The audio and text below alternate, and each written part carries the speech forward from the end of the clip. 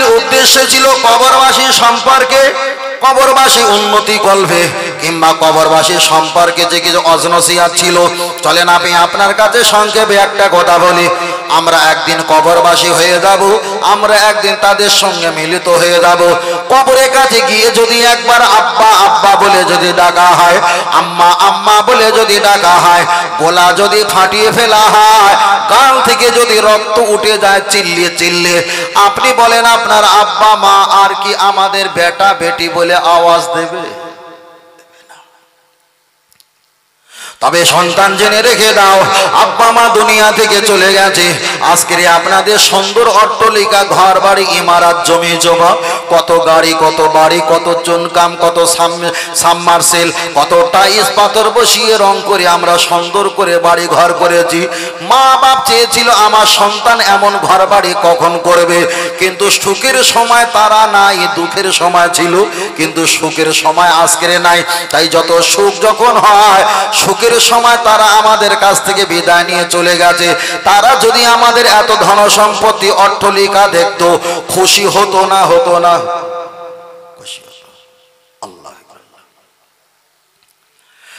চলেন আমি আপনার কাছে একটাই কথা বলছি, আব্বা মা দুনিয়া থেকে বিদায় নিয়ে চলে গেছে। তাম পৃথিবীর আজকের যত শিশির পড়ছে, যত পানি শিশির পড়ছে, কুয়াশার নেহর, এই পানি নিয়ে যদি আব্বা মায়ের কবরে যদি চাপিয়ে দেওয়া হয়, আব্বা মায়ের কবরে আযাবটা মা ভাবে না। তামাম খালের পানি, নদীর পানি, টিউবওয়েলের পানি, পুকুর পুষ্কুনের পানিটা নিয়ে আব্বা মায়ের কবরে যদি একটা বার চাপিয়ে দেওয়া হয়, আব্বা মায়ের কবরে আযাবটা মা ভাবে না। তামাম পৃথিবীতে যত তলা পুকুর আছে, নদী আছে, তাদের পানিটা নিয়ে যদি আব্বা মায়ের কবরে একটা বার যদি চাপিয়ে দেওয়া হয়, তাও কিন্তু মা ভাবে না। আপনি যদি জমজমের কূপের কাছে চলে যান, জমজমের কূপের পানিটা নিয়ে আব্বা মায়ের কবরে যদি চাপিয়ে দেওয়া হয়, ওই জমজমের কূপের পানির বিনিময়ে আব্বা মায়ের কবরে আযাবটা মা ভাবে না। তামাম পৃথিবীর যত ইমাম, আলেম, হুজুর, বক্তা, ওয়াইজিন আছে, ওদের নিয়ে আব্বা মায়ের কবরের কাছে যদি হাত তুলে দোয়া করা হয়, কবুল হতে পারে নাও হতে পারে। তবে আল্লাহর নবী বললেন, ও আমার সাহাবীরা, আব্বা মায়ের কবরের কাছে গিয়ে একটু ফারাফায়া দেখি, হাত তুলে তোমরা একটা বার দোয়া করো। ইয়া রাসূলুল্লাহ, আমরা নব মুসলিম, আমাদের তো কোরআন মুখস্থ নেই, আমরা দেখে পড়তে পারি। আল্লাহর নবী বললেন, পণ্যওয়ালা ব্যক্তি দিয়ে পড়িয়ে নাও, হুজুর পারস্যমিক দেওয়ার মতো ক্ষমতা নেই। আল্লাহর নবী পরে বললেন, তোমরা তো যা জানো ফারাফায়া দেখি, তোমরা হাত তুলে একবার আব্বা আব্বা বলো, একবার আল্লাহ আল্লাহ বলে ডাকো, আর বাংলাতে বলো, আল্লাহ আমার আব্বা আব্বার কবরটাকে আপনি মাফ করে দাও। আল্লাহ নবী বলেছেন, তামাম খালের পানি, নদীর পানি, টিউবওয়েলের পানি, পুকুর পুষ্কুন, তলাবের না হিন্দির পানিকে হটিয়ে দিয়ে সন্তান আওলাদের চোখ থেকে যদি এক ফোঁটা পানি জারি হয়ে যায়, লা তালি জন্নারো আলাবাত নেকি। আল্লাহ নবী বলেছে, লা ইয়ালি জন্নারো আলাবাত বাকাবিন খশিয়াতিল্লাহ। ওই সন্তান আওলাদের চোখের পানির বিনিময় আমার আল্লাহ আব্বা মায়ের কবরে আযাবটাকে মাফ করে দেয়। তাই আমি বারবার করে বলছি ভাই, বারবার করে বলছি, দুনিয়াতে কেউ আপন হবে না। আপন যদি হতে হয় আল্লাহ আর আমার নবী দুনিয়াতে আপন। আমরা আলেম যারা আছি, পীর মাশায়েখ যারা আছি, আমরা তো কেবলমাত্র রাস্তা দেখিয়ে দেই, এটা জান্নাতের রাস্তা, এটা হলো শয়তানি রাস্তা। চিন্তা ভাবনা চলার দায়িত্ব আপনার। কেন হেদায়েত আল্লাহ জোর করে কাউকে দেবে না। বান্দা যদি হেদায়েত চায়, বান্দা যদি হেদায়েত চায়, ইয়াহাদিল্লাহ, হেদায়েতের মালিক তো আমার আল্লাহ। বান্দা চাইবে আমার আল্লাহ তাকে অবশ্যই হেদায়েত দান করবে। আর একটু জোরে বলেন সুবহানাল্লাহ। ফের আমি আপনাকে বলছি, অনেক ছেলেরা আছে প্রসাব ফেরে, প্রসাব করে পানি নেয় না। অনেক ছেলেরা আছে প্রসাব করার পর তারা ঢিলা কুলুপ কিছুই ব্যবহার করে না। আল্লাহ নবী বলেছেন, আমি যখন রাস্তা দিয়ে চলে যাচ্ছিলাম, দুইজনার কবরে আযাব হচ্ছিল। একজনা প্রসাব করতো আর 80টা গুণ গায়ে লাগতো, ওই কারণে আল্লাহ তার কবরে আযাবটা বেশি দেয়। আর একটা কারণ ছিল, একের কথা অপরের কাছে শেয়ার করত, গীপত গিল্লা করত, এই কারণে আমার আল্লাহ তার কবরে আযাবটা বেশি দেয়। আমরা যারা যুবকেরা আছি অনেকে প্রস্রাব করি, প্রস্রাবের পানি লবার সুযোগ যদি না পাই, তবে যখন আমরা প্রস্রাব করব আমাদের গন্তব্য স্থানে, তখন তো বাবা পানিটা ব্যবহার করলে সমস্যাটা মিটে যায়। কিন্তু আপনি কি জানেন, প্রস্রাব যদি আপনি না ফেরেন, আপনি তো নাপাক অবস্থায় হয়ে আছেন। আপনি যদি মারা যাও, নাপাক অবস্থায় কলেমা জবানে আসবে না, নাপাক অবস্থায় আল্লাহ রহমত আর বরকত নজল হবে না। কেন? আমার আল্লাহ পাক পবিত্র, আর আল্লাহ রহমত আর দয়া নিতে গেলে তাকেও পাক পবিত্র হতে হবে, হতে হবে। আল্লাহ নবী হাদিস শরীফে বললেন, আত-তুহুরু শাতরুল ঈমান, পরিষ্কার পরিচ্ছন্নতা পাক পবিত্রতা হলো ঈমানের একটা অংশ। জোরে জোরে বলেন সুবহানাল্লাহ। ছেলেগুলো বিড়ি খায়, ছেলেগুলো অনেক নেশা পানি করে, একটু দূরে থাকো বাবা, কিছু হবে না। ফের বলছো কিছু হবে না। থামস আপ খাওয়া হয়, থামস আপ কোকোকোলা খাওয়ার পর একটা কেলা আঁকানো থাকে না, এটা কেলা, কোকোকোলা খাওয়ার পর কেলা, মানে তুমি যা খেয়েছো ঘোড়ার কচু খেয়েছো, এটাই বোঝাতে চাই। কিছু নেই, কিছুই নেই ভাই, কিছুই নেই। ডাবের দাম হলো, একটা ডাব কিনতে গেলে 60 টাকা, 40 টাকা, 50 টাকা করে দেয়। আর একটা 7 আপ, স্প্রাইট, পেপসি, কোকোকোলা কিনতে গেলে সাপোজ 80 টাকা নেয়। আমরা ডাবের দাম 60 টাকা হলে কমিয়ে 50 টাকা আনলে ভালো হয়, কিন্তু 7 আপ, স্প্রাইট, ফান্টা কিনতে 80 টাকার জায়গায় জীবনে আমরা 5 টাকা কমিয়েছি। তাহলে যেটা ভেজাল সেটা আমরা কখনো কমাইনি, আর যে ডাবটা হলো আসল নির্ভেজাল তাতে আমরা কমানোর জন্য বিধি ব্যস্ত। কথা সত্য না মিথ্যা? তাহলে আসল জিনিসে আমরা কমাই না, কমাই, আর নকল জিনিসে আমরা কমাই। এবার যদি একটু ঘুরে বলা হয় আপনাদের তারা চড়াং করে উঠবে, এখন আসল হুজুরের লোক বেশি না নকল হুজুরের লোক বেশি? কথা বোঝাতে পারিনি বাবু, আমি বাংলা কথা বোঝাতে পারিনি। তাহলে ডাবের দাম যদি 60 টাকা হয়, 50 টাকা হলে খুব ভালো হয়, বগল বাজায় কম, মানে আর 80 টাকা স্প্রাইট হলে সেখানে 1 টাকা পরিমাণ কমায় না, বরং 79 টাকা হলে 80 টাকা দেয়, 1 টাকা নেই না। বোঝাতে চাই জিনিস আছে, ঠিক না বেটি? আর ডাবওয়ালার কাছ থেকে যে 2 টাকা ফেরত দেয় তাও নেওয়ার চেষ্টা করি। আল্লাহ, এটাই তো সমাজ। তাই ছোট হুজুর পীর কেবলা রাহমাতুল্লাহ আলাইহি বলতেন, বাবা সেই জামানায় দুধ ফিরি দেবে মানুষ খেতে চাইবে না, মুত মানে প্রসাব, হুজুরের ভাষা ছিল না, প্রসাব কিনে খেতে হবে, ওই জামানার মানুষ খাবে। আহা, আপনারা যারা মুরব্বী আছেন, আমার ছোট হুজুর পীর কেবলা রহমাতুল্লাহকে, মেজলা হুজুর পীর কেবলা রহমাতুল্লাহ আলাইহিকে দেখেছেন, আমরা তো দেখতে পাইনি। তবে আমি ছোট অবস্থাতে মেজলা হুজুর পীর কেবলা রহমাতুল্লাহ আলাইহির হাতে হাত দেওয়ার সুযোগ পেয়েছি। তখন তো এত শত বুঝতাম না, নাকি ভুল বলছি? তখন এত শত কিছু বুঝতাম না, হাত দিয়েছিলাম। আল্লাহ তানাদের নেক দোয়া, তাওয়াজ্জু, ফায়েজ আল্লাহ আমাদের নসিব করেন, বলুন আমিন। কি সোনার মানুষ ছিল তারা, কি ভালো মানুষ ছিল, আল্লাহ কেমন তাদের কবুল করেছে। আর জগতে ওরম ব্যক্তি পাবো আর পাবো না, আর পাবো না। আল্লাহ, যে ব্যক্তি একবারও চলে যায় আর সেই ব্যক্তিকে ফিরিয়ে আনা আর সম্ভব আর হবে না। আপনাদের এলাকায় মসজিদ আছে, মসজিদে ওই পুরাতন মসজিদে যিনি ভিত স্থাপন করেছিলেন, ভিত দিয়েছিল, মসজিদটা উদ্বোধন করেছিল, কোনো না ফুরফুরা আওলাদে মোজাদ্দে জামান ছিল, ঠিক না বেটি? আমাদের সমাজে অজনসিয়া জলসা মাহফিল শিখিয়েছেন কোনো না কোনো আওলাদে মোজাদ্দে জামান, তার বরকত ছিল, ঠিক না বেটি? আজকে আমরা এখানে বসেছি, এখানে আমরা করছি, সব কিছু অবদানটা তাদের। আমি যে একটা হাতে মোবাইল, আমি যে একটা হাতে ঘড়ি পরেছি, হাতে একটা চশমা রয়েছে, আমার কাছে একটা মোবাইল আছে, আমার কাছে একটা গাড়ি আছে, আমার একটা ঘর আছে, আমার পরিবারগুলো চলছে। আল্লাহর কসম করে বলি, এটা দাদা পীর রহমাতুল্লাহ আলাইহির অবদান। সুবহানাল্লাহ। আমি যদি অন্য মত পথের মানুষ হতাম, আপনারা কি আমাকে ডাকতেন, নিতেন, এখানে বসতেন? বসতেন না। তাদের অবদান। তাহলে যাদের বিনিময়ে আমরা একটু করে খাই, যাদের ওসিলায় আল্লাহ আমাদেরকে নিয়ে যাচ্ছে, তাদের একটু প্রশংসা করলে কি কষ্ট হয় বলে মনে হয়? অনেক মানুষ আছে ও সিন্নি চিনেছে, হুজুর চিনল না। বুঝলেন না? সিন্নি চিনেছে, হুজুর ছিল না। স্ত্রী রান্না করে দিয়েছে বিরিয়ানি, বিরিয়ানিটা চিনেছে কিন্তু স্ত্রীকে মহব্বত করে না, বিরিয়ানিটা মহব্বতের সঙ্গে খাচ্ছে, আরাম করে এগুলো। সমাজের এমন কিছু আলেম আছে, সমাজের এমন কিছু হুজুর বার হয়েছে, সমাজে এমন কিছু আলেম দার্জাল বার হয়েছে।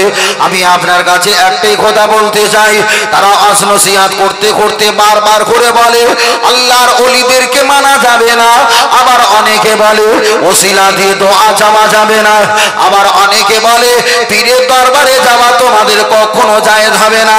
আবার তারা একটা হাদিস দিয়ে বলতে থাকে দূর দেশে সফর করে মাজার জিয়ারাতের উদ্দেশ্যে আজমির শরীফে পর্যন্ত যাওয়া যাবে না। এমন বলে না, বলে না। আহা, কত মূর্খ! হাদিস আছে এক আর বলছে এক।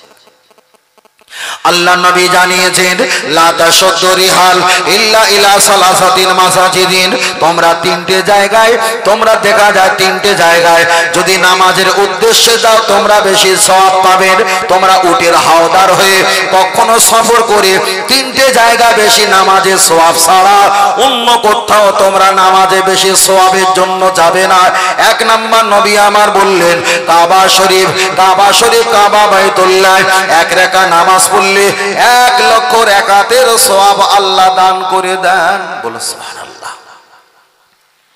নবী আমার পরে জানিয়ে দিয়েছেন ও মসজিদে হাজা মানে মসজিদে নববী শরীফে এই জায়গায় 1 রাকাত নামাজ আদায় করলে 50,000 রাকাতের সওয়াব পাওয়া যায়।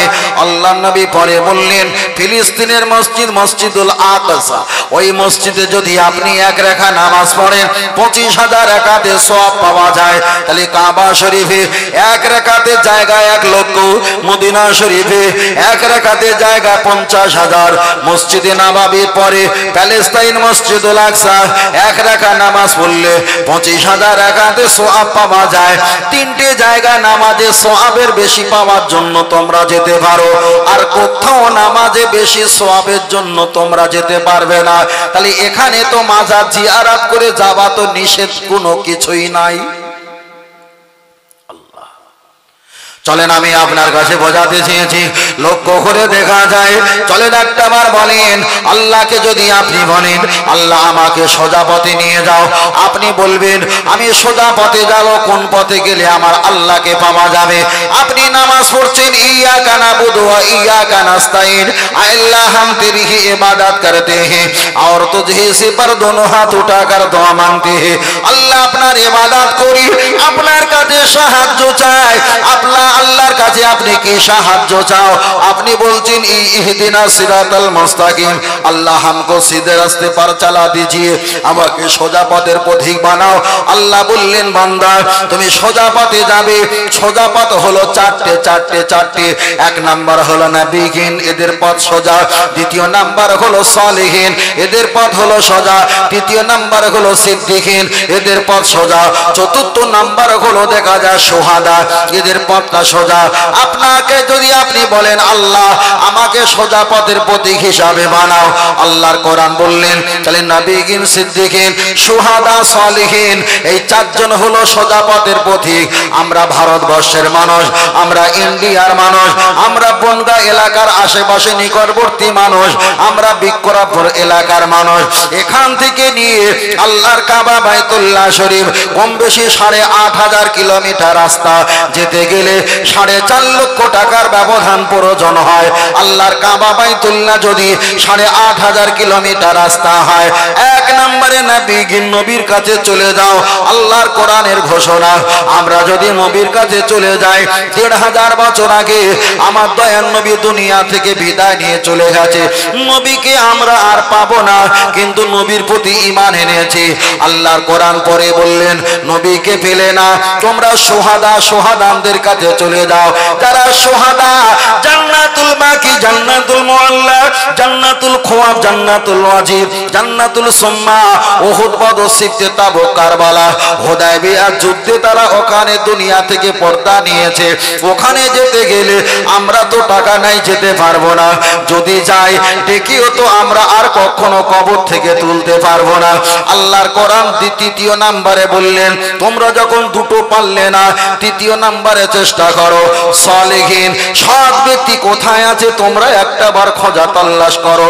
তাই আমি অধম গুনাহগার, হাওড়া, হুগলি, মেদিনীপুর, 24 পরগনা, পুরুলিয়া, বাঁকুড়া, দিনাজপুর, আহমেদাবাদ, নাগপুর, কানপুর, শিলচর, গুয়াহাটি, তেজপুর, টোটাল বাংলা, আসাম, টোটাল বাংলা আমাদের দেখা যায় ইন্ডিয়ার জেলায় জেলায় ঘুরে ঘুরে দেখলাম। সালেহীন বলতে একটাই পেয়েছি, ফুরফুরা দাদা পীর রহমাতুল্লাহ আলাইহি।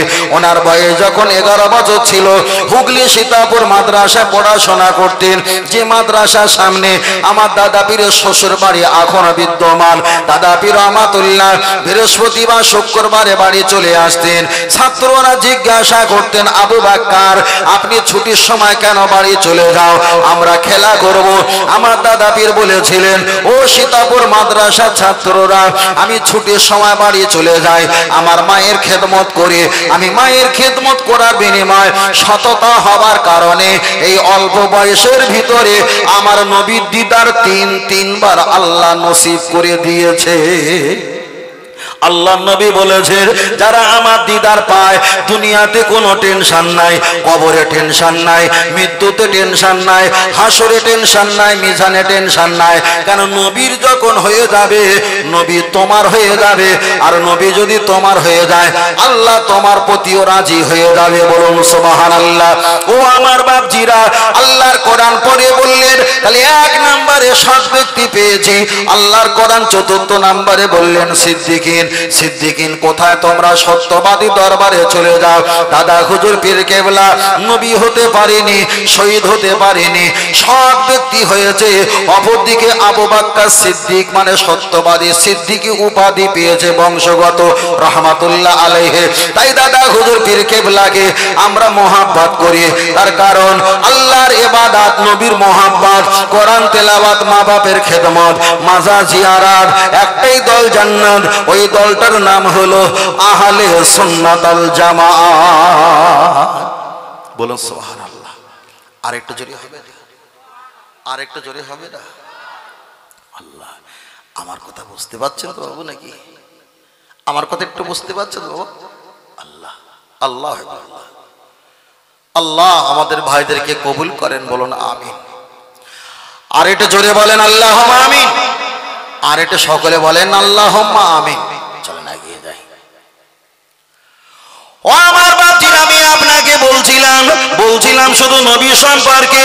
তাহলে কবর সম্পর্কে একটাবার বলি। আমরা কবর জিয়ারত করি।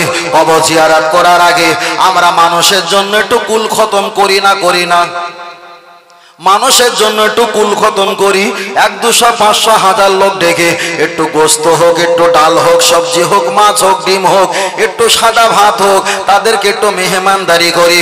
সমাজে এমন ফতোয়া দেওয়া শুরু করলেন, কুল খতম কোরআন হাদিসের কোথাও নাই। চলেন আমি আপনাকে বোঝাতে চেয়েছি, কুল মানে বলো, আর কুল মানে খাও। আমরা বলি কুল পোড়া মানে খাওয়া আর পোড়া, যার ব্যাখ্যা হলো তাহলে আমরা কুল পড়ি। কেউ বলছে কুল পোড়া কোরআন হাদিসে নেই, নবীর জামানায় ছিল না। আল্লাহ নবী দুনিয়া থেকে ওফাত নিয়ে চলে গেছেন। হযরতে আবু বকর রাদিয়াল্লাহু তাআলা আনহু তিনি দুনিয়ার জমিনে হায়াতে আছেন। মসজিদে নববীতে ইমামতির দায়িত্ব হযরতে আবু বকর রাদিয়াল্লাহু তাআলা আনতানার একটা বুড়িমা মাথায় করে কাঁচা পাকা কিছু খাজর নিয়ে এসে মসজিদে নববীতে হাজির হয়ে গেলেন। আওয়াজ দিলেন, এখানে কি আবু বকর আছে? এখানে কি আবু বকর আছে? এখানে কি আসমার আব্বা আছে? এখানে কি আম্মা জান আয়েশা সিদ্দিকা রাদিয়াল্লাহু তাআলা আনহা ওনার আব্বা জি আছে? এমন করে ডাক দেয়। আবু বকর হুজুর আর কিছু সাহাবাদের নিয়ে যখন বার হয়ে চলে আসে, দেখতে পাওয়া যায় আল্লাহর নবী সাহাবা আবু বকর বললেন, মাহাজ হাজা, ও বুড়িমা কি ব্যাপার খবর তুমি একটা বার বলো, তোমার মাথায় ওটা কি? বুড়িমা বললেন, ও আবু বকর, দুনিয়া থেকে নবী নাই বিদায় নিয়ে চলে গেছেন। আপনি যখন হায়াতে আছেন মসজিদের ইমাম হয়ে আমার আব্বা নাই, আমার মা নাই, আমার দাদা নাই, দাদি নাই, আমার ছেলে মেয়ে বাচ্চা নাতি পোতা বিদায় নিয়ে চলে গেছে। আবু বকর, আজকে তারা অনেকে মারা গেছে, কারণে অকারণে মারা গেছে। আল্লাহ আমাকে এতটা বছর ধরে হায়াতে রেখেছেন, তাদের জন্য আমি কিছু করতে পারি না। আবু বকর, তুমি নবী সাহাবা, এই খাজুর গুলো একটুখানি নাও, আমার আব্বা মায়ের জন্য একটু দোয়া করবে। যারা হারা পায়া দেয় হাত তুলে দোয়া করবে, তাদের জন্য একটু মিষ্টি মুখ করার জন্য মেহমানদারি করবে। আল্লাহ নবী সাহাবা হযরত আবু বকর রাদিয়াল্লাহু তাআলা আন বুড়িমার খাজুরটা নিয়ে আবু আইয়ুব আনসারী হুজুরের বাড়িতে চলে গেলেন। সমস্ত সাহাবারা এক জায়গায় বসলেন, নবীর প্রতি সাল্লাম তাসলিমা দরুদ সালাম পাঠ করলেন, কোরআনের জিকির করলেন। আল্লাহ নবী সাহাবা তিনি হাত তুলে দোয়া করলে বললেন, আল্লাহ বুড়িমার আব্বা নাই, আম্মা নাই, পরিবার পরিজন নাই, আল্লাহ সওয়াবটুকু বুড়িমার আত্মীয় পরিবারের রূহ পাকে সওয়াখানা পৌঁছে দাও। যারা বলে মৃত ব্যক্তির নামে কুলখানি করা কোরআন হাদিসে নেই, ওরে বাবা বব্বর মাথা মোটা, নবীর জামানায় বুড়িমা যদি টাকাওয়ালা অর্থ সম্পদওয়ালা হতো, ওই খাজুর নিয়ে আব্বা মায়ের জন্য সবরেসানি করতো না। একটা মোষ কিংবা গরু দুম্বা কিংবা উটটা নহর করে জবাই করে মানুষ দিগকে খাওয়াতো। তাই আল্লাহ আমাদের সম্পদ দিয়েছে, আমরা খাজুর দিয়ে মানুষকে দোয়া করে আর খাজুরটা শুধু দেই না, মানুষকে একটু গোশবার ডাল ভাত দেওয়া হয়। তাহলে নবী সাহাবা আবু বকর হুজুর তিনিও কুল খতম সবরেসানি করলো, আব্বা মায়ের জন্য দোয়া খায়ের করলো। যারা অংশগ্রহণ করেছে তাদের হাতে হাতে একটা দুটা করে খাজুর দিয়েছে। আমাদের ইমাম সাহেব, পীর সাহেব, হুজুর সাহেবরা তারা আব্বা মায়ের জন্য কুল খতম করে সবরেসানি করে, প্রতি মানুষের হাতে হাতে এক দুমুটা করে ডাল ভাত নুন ভাত একটু দেওয়ার চেষ্টা করে। তাহলে নবী সাহাবারা যা করেছে আমরা তাই করেছি। আল্লাহ নবী বলেছেন, আমি তোমাদের কাছে একটা দল রেখে গেলাম, তার কারণ হলো আগনেকে দেখা একটা দল আছে, দলটার নাম হলো আহলে হাদিস। আহলে হাদিসটা নামটা শুনতে ভালো, কিন্তু এই দলটা নবীর দোয়া দল নয়। একটা দল আছে তাবলীগ জামাত, তাবলীগ জামাত দলটা শুনতে ভালো, ইসলামের দল, কিন্তু এই দলটা নবীর দোয়া দল নয়। একটা দল আছে আহলে কোরআন, ওই আহলে কোরআন মানে কোরআনের দলের প্রতি হয়, কিন্তু নামটা ভালো, আহলে কোরআন নামটা ভালো, কিন্তু নবীর দোয়া দল নয়। একটা দল আছে জামাতি ইসলাম মানে ইসলামিক দল, ওই দলটা শুনতে ভালো বলতে ভালো, কিন্তু দলটা নবীর দোয়া দল নয়। কিন্তু আল্লাহ নবী বলেছেন, আমি একটা দল রেখে গেলাম, 72 দলের ভিতরে 73টা দল জাহান্নামে যাবে, 73টা দলের ভিতরে 72টা দল জাহান্নামে যাবে, একটাই দল জান্নাতে যাবে। আল্লাহ নবীকে বললেন, ইয়া রাসূলুল্লাহ সেটা কোন দল? আমি বাংলা ভাষায় বলছি। নবী বললেন, আমাকে আমার পরিবার আহলে বায়াত যারা আছে পাক পাঞ্জাতন এদেরকে, আমার সাহাবাদেরকে যারা মান্যতা দেবে, আমি রাসূল আমার আহকাম হুকুমকে মান্যতা দেওয়া হবে। আর এই দলটা আমি ঘোষণা করলাম জান্নাতি দল, আর এই দলটার নাম হলো আহলে সুন্নাত আল জামাত। কিন্তু আমরা হানাফি মাযহাব আহলে সুন্নাত আল জামাত, আমাদের ভিতরে নামাজ কম, এর জন্য আমরা বড় পাপী। আমাদের ভিতরে রোজা হজ যাকাত কম, এর জন্য আমরা পাপী। কিন্তু আমরা যে দলের উপরে টিকে আছি, এ দলটা তো বারহাক জান্নাতি জান্নাতি জান্নাতি। জোরে জোরে বলেন সুবহানাল্লাহ।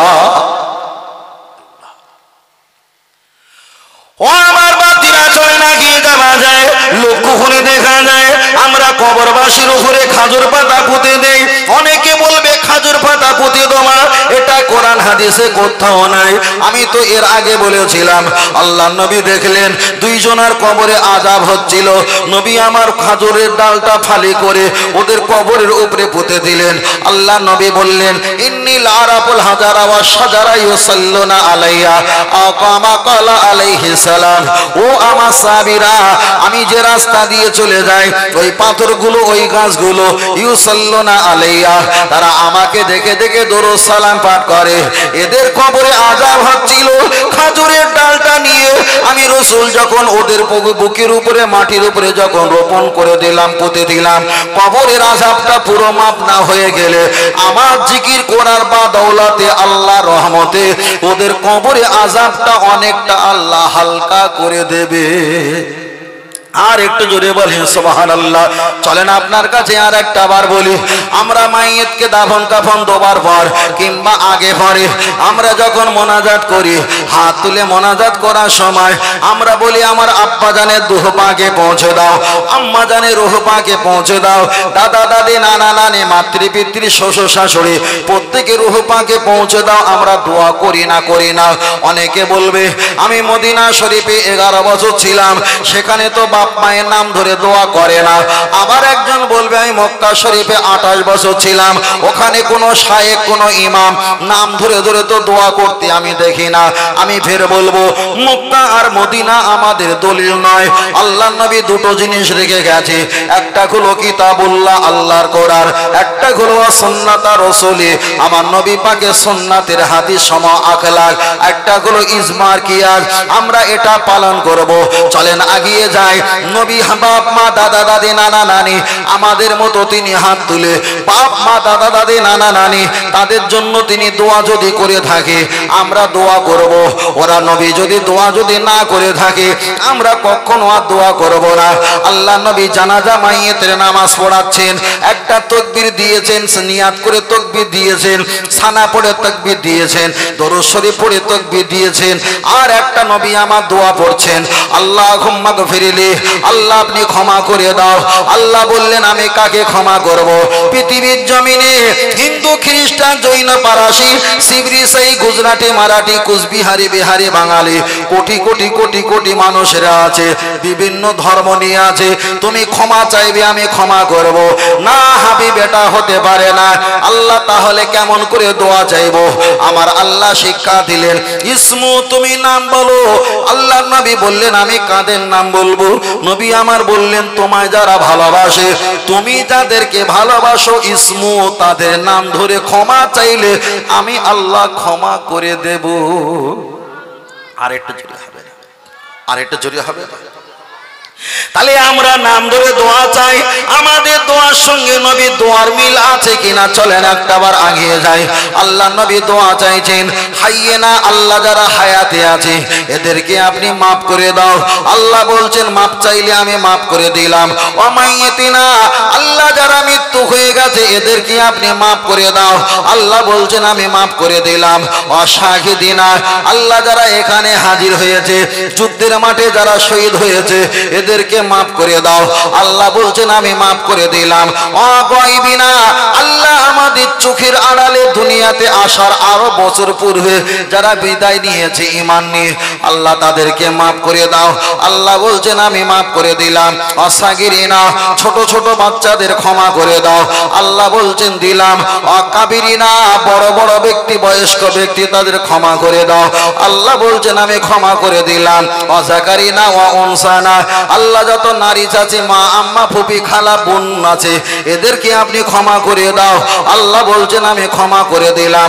আল্লাহুম্মা মান আহইয়াইতাহু মিন্না ফাহিহি আলাল ইসলাম, পৃথিবীতে যারা ইসলাম নিয়ে বেঁচে আছে আল্লাহ এদেরকে আপনি মাফ করে দাও। আল্লাহ বলছেন আমি মাফ করে দিলাম। ওমান তুআফাইতাহু, যারা মৃত্যুবরণ করেছে শুধু মৃত্যুবরণ করলে হবে না, ফাতুআফাহু আলাল ঈমান, যারা ঈমান নিয়ে মারা গেছে আল্লাহ এদেরকে আপনি ক্ষমা করে দাও। আল্লাহ বলছেন আমি ক্ষমা করে দিলাম। তাহলে নবী আমার নাম ধরে ছোট বড় আবাল বনিতা কিশোর কিশোরী প্রত্যেকের জন্য নাম ধরে দোয়া চাওয়া খোদা আল্লাহ শিখিয়ে দিয়েছে। তাই ফুরফুরা শরীফে মুজাদ্দিদ জামান দাদাবি রহমাতুল্লাহ আলাইহি তিনিও আমাদের শিক্ষা দিয়েছে তোমরা যখন হাত তুলে দোয়া করবে তোমাদের আব্বা মা দাদা দাদি নানা নানি তাদের নাম ধরে ধরে আল্লাহর কাছে ক্ষমা চাইবে। তার কারণ আনা বইস্তু মুআল্লিমান, নবী তো নিজেই বলেছে আমি হলাম তোমাদের শিক্ষক। নবী যখন শিক্ষক হয়ে বাপ মা দাদা দাদি মুরব্বীদের নাম ধরে দোয়া চেয়েছে আমরাও তেমন করে দোয়া চাই। ওই জন্য আমাদের দলের নাম হলো আহলে সুন্নাত ওয়াল জামাআত, মানে নবীর দল। জোরে বলেন সুবহানাল্লাহ। আর একটু জোরে হবে না?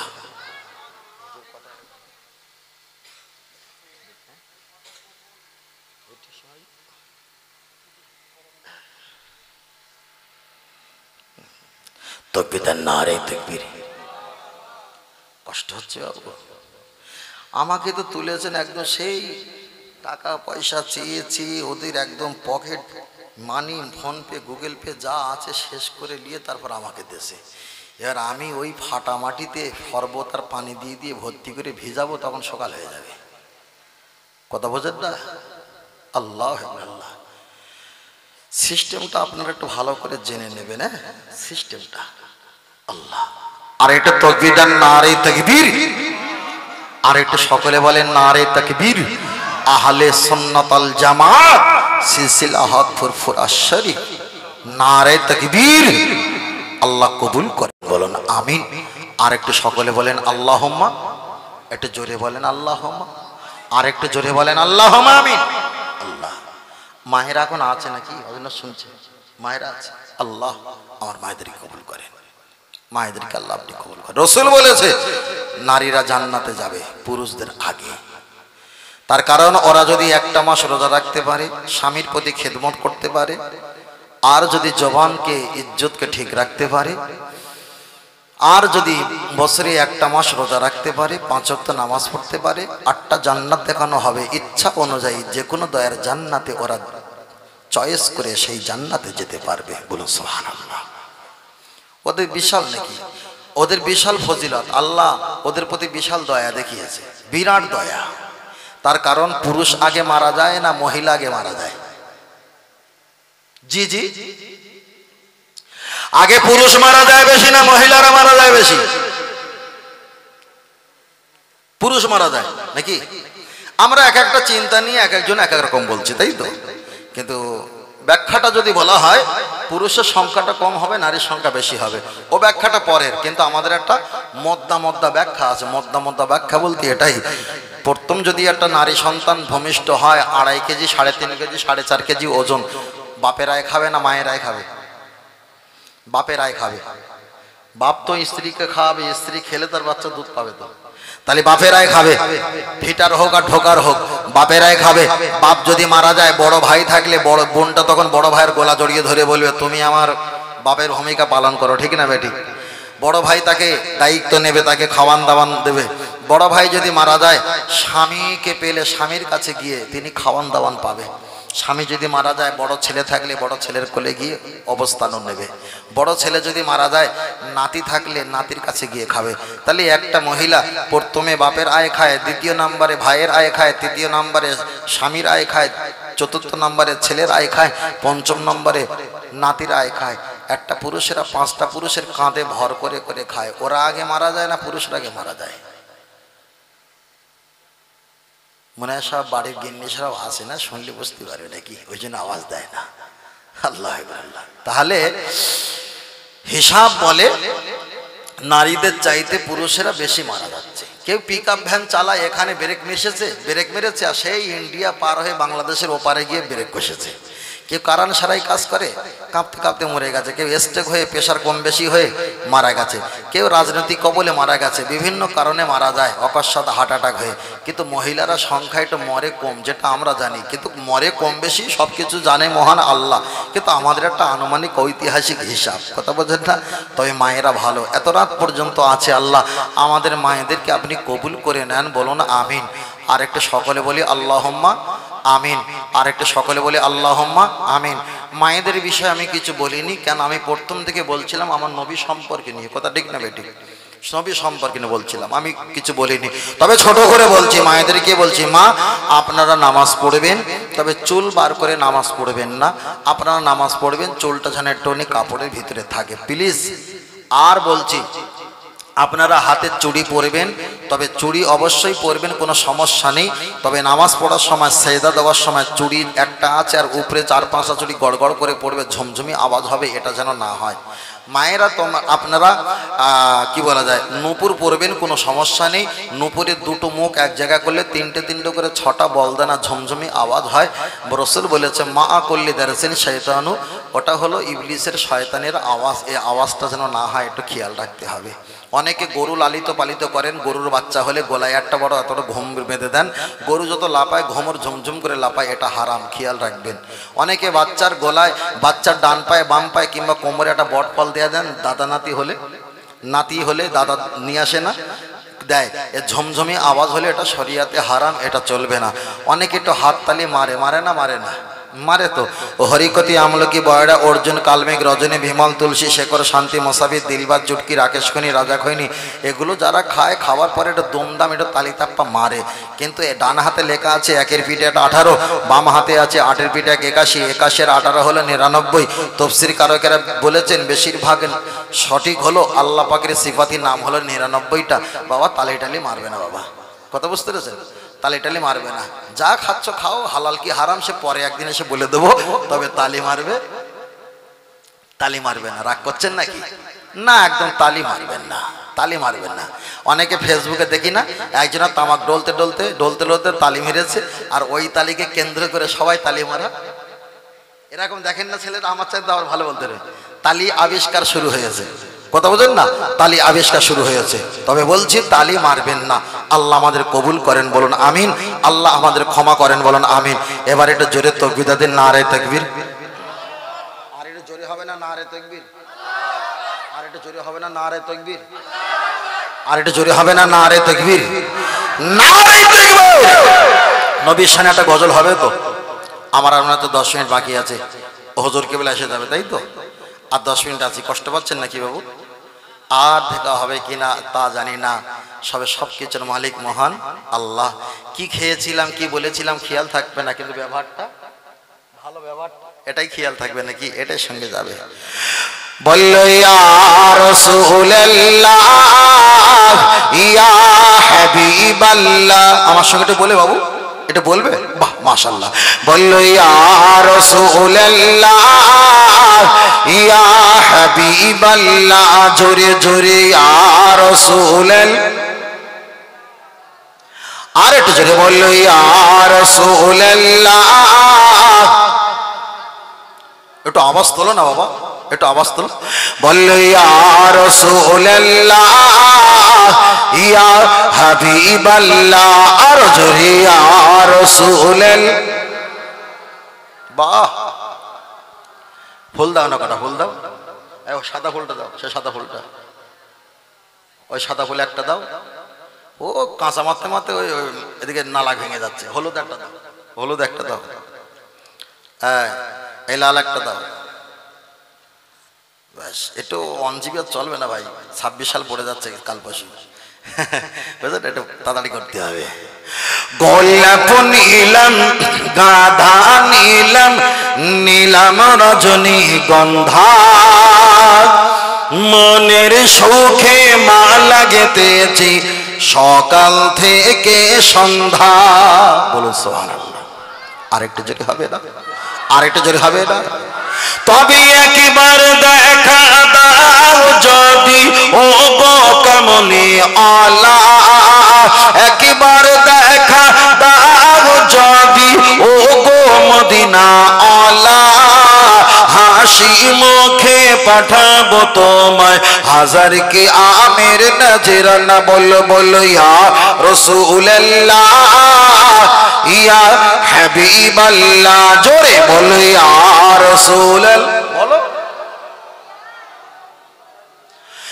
লাল ফুলকে প্রশ্ন করি তুমি রংটি কোথায় পেলে, লাল রঙকে প্রশ্ন করি তুমি রংটি কোথায় পেলে, ওহদ ময়দানে নবীজি রক্ত লাল ছিল বলে। বলো সুবহানাল্লাহ। আর একটু জোরে বলেন, আর একটু জোরে হবে না? সাদা ফুলকে প্রশ্ন করি তুমি রংটি কোথায় পেলে, নূর নবীজির নূরানি দাঁত সাদা ছিল বলে। তাই লাল সাদর দোকান থেকে তুলে গেতেছি মালা, সুযোগ পেলে দাঁড়িয়ে পাঠাবো হাজার কি আমের নজরানা। তবে একবার দেখা দাও যদি ও গো কামলি আলা, একবার দেখা দাও যদি ও গো মদিনা আলা, হাসি মুখে পাঠাবো তোমায় হাজার কি আমের নজরানা। বলো বলো ইয়া রাসূলুল্লাহ, বাহ ছেলেরা আওয়াজ তোলো না, বলো ইয়া রাসূলুল্লাহ। হলুদ ফুলকে প্রশ্নকারী তুমি রংটি কোথায় পেলে, হলুদ রঙকে প্রশ্নকারী তুমি রংটি কোথায় পেলে, মায়ার নবীজির নূরানি চেহারা হলুদ ছিল বলে। আর এটা জোরে হবে না, আর এটা জোরে বলে। সবুজ পাতার প্রশ্নকারী তুমি রংটি কোথায় পেলে, জান্নাতি ঘুরে নারীর পোশাক সবুজ থাকবে বলে। তাই সাদা হলুদের লাল সবুজের দোকান থেকে তুলে গেতেছি মালা, সুযোগ পেলে দাঁড়িয়ে পাঠাবো হাজার কি আমের নজরানা। তবে একবার দেখা দাও যদি ও গো কামলি আলা, একবার দেখা দাও যদি ও গো মদিনা আলা, হাসি মুখে পাঠাবো তোমায় হাজার কি আমের নজরানা। বলো বলো বলো বলো ইয়া রাসূলুল্লাহ, আরো জোরে ইয়া রাসূলুল্লাহ। নারে তাকবীর, আল্লাহ কবুল করেন। মোরা গাছে আর কত পানি দেবো, পচে যাবে, বুঝলেন না? আমার টোটাল আজকের ওয়াজ নসিহত করার মোডটাই নষ্ট করে ফেলেছে। 2 ঘন্টা বসে রেখে ভাই মোডটাই নষ্ট হয়ে গেছে। টাইম যা টাইম থাকে আমি আসি আমার টাইমে, কাজ দেরি হলো কম হলো তারা সবিয়ে রাখ। আর একজনের জন্য কষ্ট করতাম, যদি একটু চলে যেতাম তখন দেখেছো হুজুরি কত রাগ চলে গেছে, তা তোর এক হুজুরের জন্য 3 হুজুর কষ্ট। ওনার সমস্যার কারণে আগের একটা হুজুরের বেশি ওয়াজ করতে হয়েছে 1 ঘন্টা, তারপরে আমার 1 ঘন্টা বসে থাকতে হয়েছে। আমার পরে যিনি আওলাদে জামান হুজুর কেবলা এসেছে তা নাকিও সময় দিয়ে বসে থাকতে হয়েছে, উনি তো যত সময় ঢুকেছিল, ঠিক না বেঠিক? তাহলে একজনের কারণে 3 জনের সমস্যা হয়েছে না হয়নি? হয়েছে। ওই জন্য বলা হয়েছে কাউকে ভালো, একজনকে ভালোবাসতে গিয়ে 3 জনকে পুঁতে ফেলা কি বুদ্ধিমানের কাজ? ও যে যেভাবে এসছে সেইভাবে প্যাকেট করে ছেড়ে দাও আর 3 জন বেঁচে থাকুক, তাতে জলসাটা এই হালাত আর এই পরিস্থিতি হতো না। আমার কথাটা বোঝাতে পারিনি? আমি কিন্তু খুব ঠান্ডা মাথার ছেলে, আর যতটুকু কথা বলি পরিষ্কার পরিচ্ছন্নতা। তবে এসি ঘরে কুত্তা বসবাস করবে আমি জীবনে মেনে নেইনি। এটা এসি ঘর, এটা এসি ঘর, এই জায়গাটা হচ্ছে দামি জায়গা। তবে এসি ঘরে যে কেউ এসে মাতব্বারি করবে এটা কিন্তু ইসলামের কিন্তু হক না। আরো 1 হাত সেলাই করতে গিয়ে 5 হাত ছেড়ে যাবে। আমি আগে বক্তব্য দিতে বলেছিলাম দোকানদার যেমন ভেজাল কাস্টমারও তেমন ভেজাল, বলেছিলাম না বাবা? কি দরকার ছিল, কি হয়েছে আর কি হলো, চলেন এগিয়ে যাই। তবে আমি আপনার কাছে একটি কথা বোঝাতে চেয়েছি, খুব ঠান্ডা মাথায় শুনবেন। আমি বারবার বক্তব্য দিতে আর বলেছিলাম আমরা এখানে ছিলাম না, আমরা এখানে এসেছি। আবার এমন একটা সময় আসবে কেউ আমরা এখানে থাকবো না, আমরা তো কবরে একদিন চলে যাব। কবরে যাওয়ার পর কেউ বলেছেন খমসা 5টা প্রশ্ন করবে, আবার কেউ বলেছেন রুবা 4টে চারটে প্রশ্ন করবে, আবার কেউ বলেছেন তিনটে প্রশ্ন করবে। অধিকাংশ মাশহুর মত হলো, বিখ্যাত মত হলো, কবরে যাওয়ার পর তোমাকে তিনটে প্রশ্ন করবে।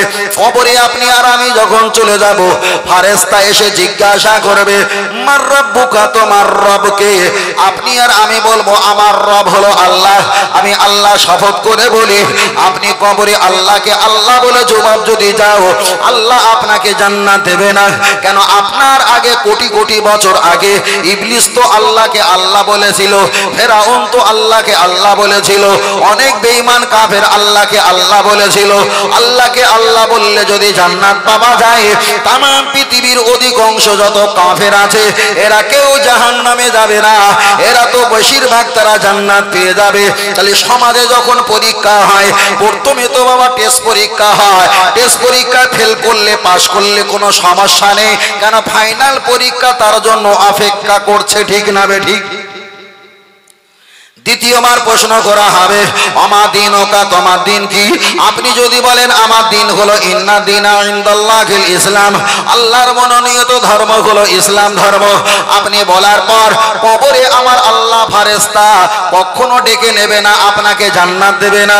তাহলে আল্লাহকে আল্লাহ বলে মেনেছি, জান্নাত পাবো না। দিনকে দিন বলে মেনেছি, জান্নাত পাবো না। ফাইনাল পরীক্ষা হবে শত লাস্টে। এবার জিজ্ঞাসা করা হবে, আমার নবীকা, তোমার নবীকে? আপনি যদি নবীকে চিনতে পারেন, আমার বক্তব্য ছিল আগে সোমবারে মর্যাদা বেশি না শুক্রবারের মর্যাদা বেশি। আমি তো অনেক কটা দলিল দিয়েছিলাম শুক্রবারের মর্যাদা আছে, পরে দলিল দিয়েছিলাম নবী আমার ইমান, নবী আমার শিক্ষক, নবী আমার রাহবার, নবী আমার আল্লাহকে জান্নাতকে সব কিছু চিনিয়েছে।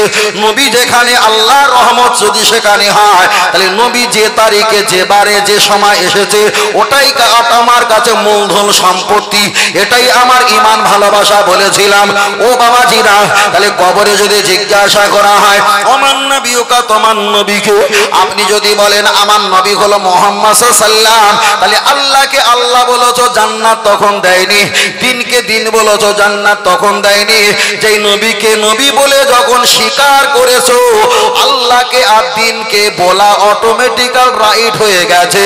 আর নবীকে চেনার বিনিময় আমার আল্লাহ তোমার কবরটা জান্নাতের টুকরায় পরিণত করে দেবেই দেবে। এবার আমি শেষবারের মতো, আর লম্বা নাই, এক্ষুনি আপনাদের কাছে ছোট্ট একটি দোয়া করে বিদায় নিয়ে চলে যাব। হয়তো আমি আপনার কাছে বলতে চেয়েছি কিয়ামত কবে হবে। এবার আপনারা বলবেন হুজুর শুক্রবারে মুহররমে 10 তারিখে আশুরায় আল্লাহ কিয়ামত দেবে। তবে কেউ কেউ বলেছেন আল্লাহু আলাম, কিয়ামত কবে হবে একমাত্র আল্লাহ ছাড়া কেউ বলতে পারে না। তবে নবী আমার কিয়ামতের কিছু বর্ণনা আলামত দিয়েছে, আলামত কিছু বর্ণনা করে দিয়েছে। जब अपने माँ बाप की नाफरमानी करने लगे, भी आलिम कम आलिम भी जब पेशवा बन जाएंगी, गाने बाजने रंगे की जियादती हो जाए, बड़ी बड़ी इमारत घर इमारत बनाने लगे, उस दिन जब तुम्हारा सामने पेश हुआ, लेकिन वो खुद कियामत का निशाना। पृथ्वीर जमीने अनेक हादिसेर व्याख्या कियामतेर आलामतेर बर्णना एसेছে।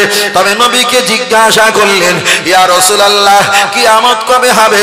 আল্লাহ নবী জবাব দিয়ে বললেন আল্লাহু আলাম, তবে কিয়ামত কবে হবে এ ব্যাপারে মহান আল্লাহ ভালো জানে।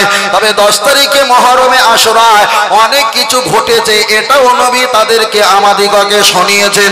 এবার আমি আপনাকে জিজ্ঞাসা করি, ও আমার বিক্রাপুরে সোনার মানিকেরা, আমি আপনার কাছ থেকে বিদায় নেবার আগে ছোট একটা কথা বলে যাই। এবার আমি আপনার কাছে বলছি দাদু ভাই, কিয়ামত সকালবেলা হবে না দুপুর বেলা হবে না রাতের বেলা হবে? আল্লাহ নবীকে জিজ্ঞাসা করলেন হুজুর আল্লাহ কিয়ামত কখন দেবে? সকালবেলা। নবী বললেন না না না, সকালবেলা আল্লাহ কিয়ামত দেবে না। সকালবেলা 2 রাকাত ফরজ নামাজ আল্লাহর নামে পড়ার আগে রাসূলুল্লাহ তাআলা 2 রাকাত সুন্নাত আমি নবী আমার নামে পড়তে হয়। যেখানে তোমার নবী সেখানে আল্লাহর রহমত, ওখানে কিয়ামত গজব নাই নাই নাই। আর একটু জোরে বলেন, আর একটু জোরে বলেন সুবহানাল্লাহ। আল্লাহ নবীকে জিজ্ঞাসা করলেন হুজুর আল্লাহ কি জোহরে কিয়ামত দেবে? আমার নবী বললেন না, জোহরে আল্লাহ কিয়ামত দেবে না। জোহরে 4 রাকাত ফরজ নামাজ পড়ার আগে আল্লাহর নামে 4 রাকাত সুন্নাত আমার দিকে তাকিয়ে পড়তে হয়। তাহলে যেখানে আমি নবী আছি সেখানে আল্লাহর রহমত, ওখানে কিয়ামত নাই। হুজুর আপনার কাছে আর একটা প্রশ্ন, আল্লাহ কি দেখা যায় আল্লাহ কি এশা কিয়ামত দেবে? আমার নবী বললেন না, আল্লাহ এশা কিয়ামত দেবে না, রাতের বেলা কিয়ামত দেবে না। কেন? রাতের বেলা এশার নামাজে 4 রাকাত আল্লাহর নামে পড়ার আগে 4 রাকাত সুন্নাত আমার দিকে তাকিয়ে পড়তে হয়। তাহলে যেখানে আমি নবী সেখানে আল্লাহ কিয়ামত দেবে না, গজব দেবে না। তাহলে ফজর বেঁচে গেছে নবীর সুন্নাতের কারণে, জোহর বেঁচে গেছে নবীর সুন্নাতের কারণে, আসর বেঁচে গেছে নবীর সুন্নাতের কারণে, এশা বেঁচে গেছে নবীর সুন্নাতের কারণে। তাহলে মাগরিবটা তো বাদ পড়ে গেছে। হুজুর গুলো বলে নামাজ পড়ো, বক্তা গুলো বলে নামাজ পড়ো, হাফেজ ইমাম বলে নামাজ পড়ো। আর যারাই নামাজ পড়ার কথা বলে মসজিদে একটা সময় সূচিপত্র টাঙানো আছে, কোন সময় আজান কোন সময় জামাত। ওইখানে লেখা আছে আসরের পরে আর মাগরিবের আগে যাওয়া লাগতে নামাজ পড়া নিষেধাজ্ঞা জারি করা হয়েছে। কেন? ওটাই হলো যাওয়া লাগতো। তাহলে জোহরের সময় আসরের সময় দেখা যায় এশা কিংবা ফজরে নবীর সুন্নাত আছে, আল্লাহর কিয়ামত গজব নাই। আর আসরের পরে মাগরিবের আগে এই যাওয়া লাগতে নবীর কোনো সুন্নাতি নামাজ নাই, ওখানে আল্লাহর রহমত আর বরকত কিছুই নাই, ওখানে কিয়ামত আর গজব হয়ে যাবে। তাহলে কিয়ামত কোন সময় হবে? আমি বারের নাম বলিনি, তারিখের নাম বলিনি, মাসের নাম বলিনি, শুধু বোঝাতে চেয়েছি নবী যেখানে সুন্নাত নাই, নবীর যেখানে নাই মর্যাদা নাই, নবী যেখানে নাই সম্মান নাই, ওখানে তো আল্লাহর রহমত বরকত কিছুই নাই। আর নবী যেখানে আছে সেখানে সম্মান মর্যাদা ইজ্জত আল্লাহর রহমত আছে, ওখানে গজব নাই নাই নাই। জোরে বলে, আর একটু জোরে হবে না? তাহলে এখানে প্রমাণ হয়ে গেল নবী যেখানে সেখানে আল্লাহর রহমত নাকি? তাহলে এতক্ষণ আমি আলোচনা করছিলাম নবী নিয়ে, করছিলাম তো বড় ভাই, নবী নিয়ে তো আল্লাহর রহমত। আমি যদি নবী ছাড়া যদি অন্য কোনো কথা বলি আল্লাহর রহমত থাকবে? থাকবে? তাহলে সব মশারি খুলে পালাবে, সব মশারি উঁচু করে পালাবে। তাহলে কি হবে? পানির তলায় কোদালেই ট্রাক্টরের ফাল নাঙলের ফাল দিয়ে শুধু ভরপুর খাবে, পানি ঘোলা হবে কিন্তু কাদা হবে? কাদা হবে না। ফের বলছি, শ্রোতাগুলো সবার লোক হও, আর আপনারা সবার লোক হলে বক্তাগুলো হুজুরগুলো সবার লোক হবে। কথা বোঝাতে পেরেছি বাবা? সবার লোক হবে।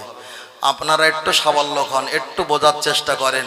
আমাদের বক্তব্য শোনার জন্য 25,000 2525 জন প্রয়োজন নেই, 5 জন যদি হয়, এক একটা বাড়ির পরিবার 4-5 জন 6 জন করে আছে, 5 জন যদি বোঝে, এক একটা বাড়ি যদি 5 জন করে পরিবার থাকে তাহলে 5 5 25, আর 5টা পরিবারের এক একটা পরিবারের সঙ্গে 5 জন 3 জনের সঙ্গে বন্ধুত্ব রয়েছে, তারা এ কথাটা তার সঙ্গে সরিয়ে দেবে। তাহলে 5 জনের বিনিময় হয়ে যাবে আমাদের 50। আবার 50 জনের সম্পর্ক এক একজনের যদি 2 জনের সঙ্গে সম্পর্ক থাকে, পরিচিত থাকে, সেই কথাটা তার সঙ্গে বলবে, তাহলে সেখানে পেয়ে যাবে 200 জন মানসিকা ছড়িয়ে যাবে। আমাদের সংখ্যা যদি কম হয়, কথাটা যদি সঠিক হয়, একদিন কিন্তু মক্কা মদিনা থেকে যেমন আপনাদের বিক্রমপুর পর্যন্ত পৌঁছে গেছে, একদিনও কোরআন হাদিসের সঠিক মাসলা, হানাফি মাযহাবের নিয়ম, দাদাপীর রহমাতুল্লাহ আলাইহির নিয়ম কোরআন হাদিসের অনুকূলে একদিন টোটাল সারা পৃথিবীতে আল্লাহ ছড়িয়ে দিয়ে দ্বীনের প্রতিষ্ঠাতা হিসাবে আল্লাহ আমাদের সকলকে নবীর পক্ষে হয়ে কবুল করে নেবেন। বলেন আমিন। আর একটু সকলে বলেন আল্লাহুম্মা আমিন। আর একটু সকলে বলেন আল্লাহুম্মা আমিন। হুজুর আসছে না, নারে তাকবীর, নারে তাকবীর। আমি এই কটা লোকলে ওয়াজ করছিলাম, হুজুর আসলে আমি যে কি মুখ দেখাবো আমি তো টেনশনে পারিনি, বুঝলেন না? দেবু তো অনেকটা বেড়েছে নাকি, বাড়িনি? অনেকটা বেড়েছে তো দেবু, আলহামদুলিল্লাহ। হুজুর আসছে, নারে তাকবীর। এ বাবু ওঠো, উঠে যাও বাবা। নারে তাকবীর, আওলাদে মোজাদ্দে জামান, আওলাদে মোজাদ্দে জামান।